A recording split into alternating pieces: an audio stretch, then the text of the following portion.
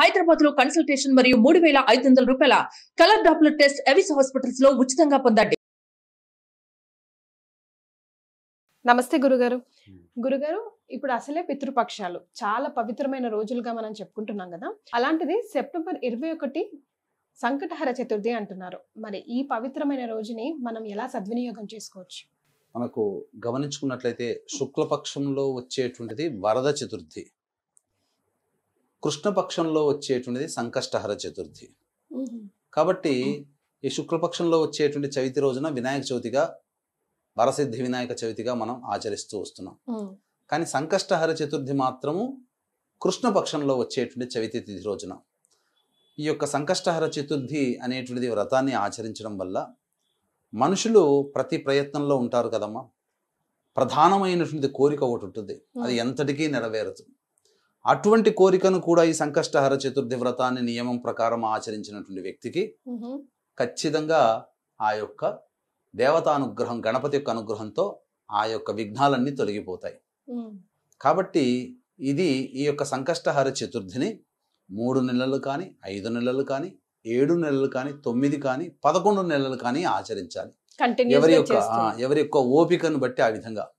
అయితే దీన్ని ఏ విధంగా ఆచరించాలి అని అంటే, ఉదయాన్నే సంకష్టహర చతుర్థి అనేటువంటిది ఉదయాన్నే సూర్యోదయం కంటే ముందే నిద్రలేచి కాలకృత్యాదులు తీర్చుకొని ఆ రోజున గణపతి విగ్రహాన్ని చక్కగా అభిషేకము జరిపించి, అదేవిధంగా గరికతో పూజ చేసి ధూపదీప నైవేద్యాలు ఇచ్చిన తర్వాత ఆ యొక్క విగ్రహానికి ఎదురుగా ఆకుపచ్చ రంగు కానీ, ఎరుపు రంగు కానీ, తెలుపు రంగు కానీ ఉన్నటువంటి జాకెట్ పీస్ పెట్టి ఆ యొక్క జాకెట్ పీస్కి అలంకరణ చేసిన తర్వాత 3 పిడికిళ్ళు ఎంత బియ్యం వస్తాయో ఆ 3 పిడికిళ్ళు ఆ యొక్క సంబంధించినటువంటి వస్త్రంలో వేసిన తర్వాత కొబ్బరి చిప్ప, ఖర్జూరము, ఒక్కలు, తగు దక్షిణ అవన్నీ అందులో పెట్టి మీ యొక్క కోరిక నెరవేరాలని చెప్పి ఆ స్వామిని మననం చేసుకుంటూ ఆ కోరిక నెరవేరాలని ముడుపు కట్టండి. ముడుపు కట్టిన తర్వాత ఆ యొక్క గణపతి దేవాలయానికి చేరుకొని ఆ యొక్క గణపతి యొక్క దేవాలయం చుట్టూ 3, 5, 7, 11 ఎన్ని నెలలు చేస్తారో అనుకుంటారో అన్ని ప్రదక్షిణలు చేయాలి. చేసి అక్కడ అర్చన జరిపించుకోవాలి. తదనంతరం ఇంటికి వచ్చి ఆ రోజు వినాయకుడు సంబంధించినటువంటి వృత్తాంతాలు, వినాయకుని అష్టోత్తరాలు, సహస్రనామాలు ఇవన్నీ పారాయణం చేసుకుంటూ మధ్యాహ్నం కూడా నిద్రించకుండా ఉపవాస నియమాన్ని పాటిస్తూ చంద్రోదయం అయిన తర్వాత ఆ ముడుపు కట్టినటువంటి బియ్యం ఏదైతే ఉంటుందో ఆ బియ్యంతో పిండి చేసి కుడుములు కానీ, లేకపోతే ఆ బియ్యంతో పాయసం కానీ చేసి నైవేద్యం పెట్టి అప్పుడు ఆ నైవేద్యాన్ని భుజించినటువంటి వ్యక్తికి గణపతి యొక్క అనుగ్రహం కలుగుతుంది. ఇది సంకష్టహర చతుర్థి రోజున చేసేటువంటి నియమం. ఇక 3 నెలలు, 5 నెలలు, 7 నెలలు, 9 నెలలు అనుకుంటాం కదమ్మా. ఆ యొక్క కంప్లీట్ అయిపోయిన తర్వాత ఆ రోజున ఇంట్లో కానీ, లేకపోతే దేవాలయంలో చేసేటట్టయితే దేవాలయంలో కానీ గణపతి హోమాన్ని జరిపించుకోవాలి. విశేషంగా జరిపించుకుంటే ఇంకా శీఘ్రమైనటువంటి ఫలితాలు వస్తాయి. ఈ సంకష్టహర చతుర్థి యొక్క మహత్యాన్ని సంబంధించి తెలిపేటువంటి ఒక గొప్ప గాథ ఒకటి ఉందమ్మా.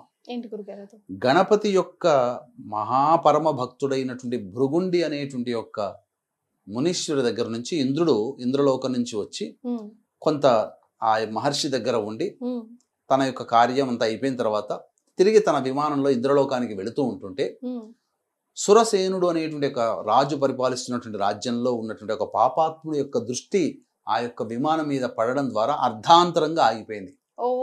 ఇప్పుడు మనకు గనక అకస్మాత్తుగా ల్యాండ్ అయినటువంటి విమానం అని చెప్పి మనకు రన్వేలో ఎట్లయితే వస్తుంటే వేరే దేశానికి పోతూ సడన్ గా సాంకేతిక లోపంతో పలానా దేశంలో ఆగిపోయిన విమానం అని అంటుంటారు కదా.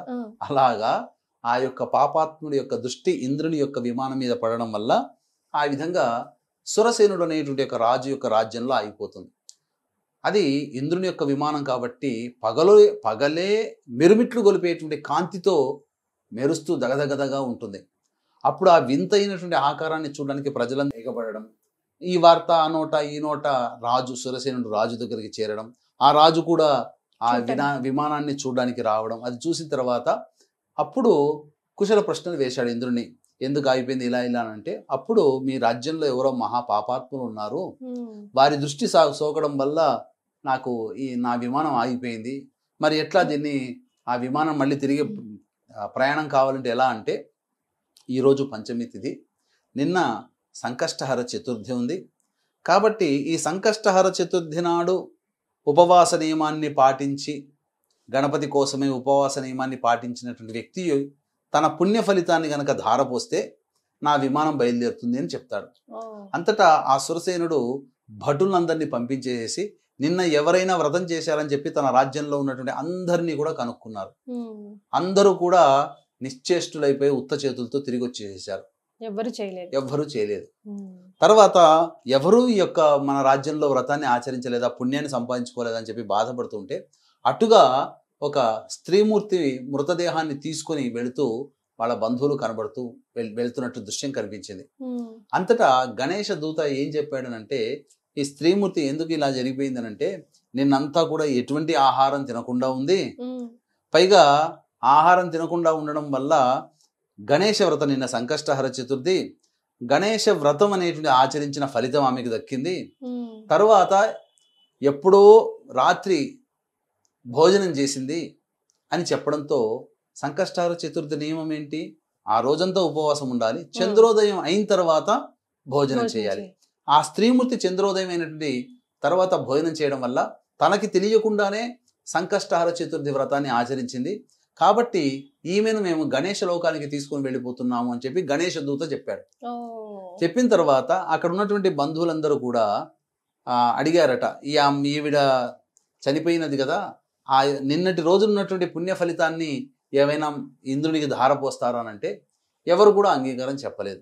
గణేష దూతలు కూడా అంగీకారం చెప్పలేదు. ఆ పుణ్యం వల్లనే ఆమె గణేష లోకానికి వెళుతుంది కదా, మరి ఆ పుణ్యం ధారపోస్తే ఆమె శరీరం ఇక్కడికి, ఆమె ఆత్మ ఇక్కడే ఆగిపోతుంది, కుదరదు అని చెప్పి గణేషుని దూతలు కూడా చెప్పారు. అంతటా ఆమె శరీరాన్ని నుంచి వచ్చినటువంటి తాకినటువంటి గాలి ఆ విమానానికి తాకింది.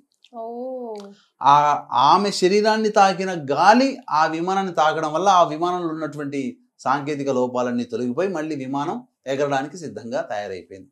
అంటే ఈ సంకష్టహర చతుర్థిని తెలిసి కానీ తెలియక కానీ ఆచరించినటువంటి వాళ్ళ యొక్క జీవితము ధన్యము అని చెప్పి మనకి యొక్క వ్రత కథ ద్వారా తెలుస్తుంది. కాబట్టి వీక్షించేటువంటి సుమన్ టీవీ ప్రేక్షకులు కూడా ఈ సంకష్టహర చతుర్థి రోజున మీరు వీలైతే ఈ యొక్క విధానాన్ని ఆచరించండి. దీన్ని 3 నెలలు, 5, 7, 9, 11 నెలలుగా చేయవచ్చు. అంతేకాకుండా ప్రత్యేకంగా ఈ రోజు భరణీ మహాలయం అనేటువంటిది అయ్యింది. పితృపక్షాలలో భరణీ మహాలయం. భరణి నక్షత్రానికి అధిపతి ఎవరు? యముడు. కాబట్టి ఎవరైతే ఈ రోజున పిండ ప్రధాన కార్యక్రమాలు అనేటువంటివి చేస్తారో అటువంటి వారు ఎవరి కోసమైతే చేసినారో అటువంటి వారికి యమలోకంలో నరక బాధను తప్పిస్తాడట. కాబట్టి వీక్షించేటువంటి సుమన్ టీవీ ప్రేక్షకులు కూడా ఈ సంకష్టహర చతుర్థి మరియు భరణీ మహాలయం అనేటువంటిది కూడా అయింది. కాబట్టి ఇక్కడ చాలా మందికి ఒక డౌట్ రావచ్చు, ఈ సంకష్టహర చతుర్థి వ్రతాన్ని ఆచరిస్తున్న వాళ్ళు భరణీ మహాలయం చేయవచ్చునా అంటే, ఆడవాళ్ళు ఈ వ్రతాన్ని భార్యలు ఆచరించవచ్చు, భర్త యొక్క పితృదేవత ఆరాధన చేయవచ్చు. ఒకవైపు ఒకే రోజున పితృదేవతారాధన, దేవతా ఆరాధన ఈ రెండు ఒకే రోజు కలిసి రావడం అనేటువంటిది చాలా అరుదుగా ఉంటుంది. కాబట్టి ఈ రెండు చేయవచ్చునమ్మా. జనరల్ గా గురుగారు కొందరు ఇళ్లలో నేను స్వయంగా చూశాను. మీరు ఇప్పుడు ఈ సమాధానం వచ్చింది కాబట్టి నాకు ప్రశ్న వచ్చింది. అంటే పితృదేవతలకి దీపారాధన చేస్తున్నాం, ఫోటోకి దీపారాధన చేస్తున్నాము కాబట్టి ఇంట్లో దేవునికి దీపారాధన చేయకూడదు అని ఒక నియమం పెట్టుకుంటారు గురుగారు. అది ఎంతవరకు తప్పమ్మా? అది తప్పు. ఎందుకనంటే మా ఇంట్లో కూడా మా తాతగారి తద్దినం అనేటువంటిది చేస్తాం ప్రతి సంవత్సరం. మా నాయనమ్మ గారి తద్దినం, తాతగారి తద్దినం, మా నాన్నగారు, మా బాబాయిలు అందరూ కలిసి చేస్తారు ఒకే చోట. మరి మా ఇంట్లో చేసే వంతు వచ్చినప్పుడు అందరూ వస్తారు కదా, ఆ రోజు ఉదయాన్నే కర్తగా ఎవరైతే ఉంటారో నాన్నగారు, బాబాయిలు వీళ్ళందరూ కదా, నేను చూస్తూ ఉన్నాను. శాస్త్ర ప్రకారము మొట్టమొదటి దేవతారాధన చేసేస్తారు. ఆ సమయానికి చేసేసిన తర్వాత పితృ కార్యక్రమాలు చేస్తారు. దేవతా పూజ మానకూడదు అస్సలు. అది మాత్రం మన భ్రమ అసలు అలా కాదు. రైట్.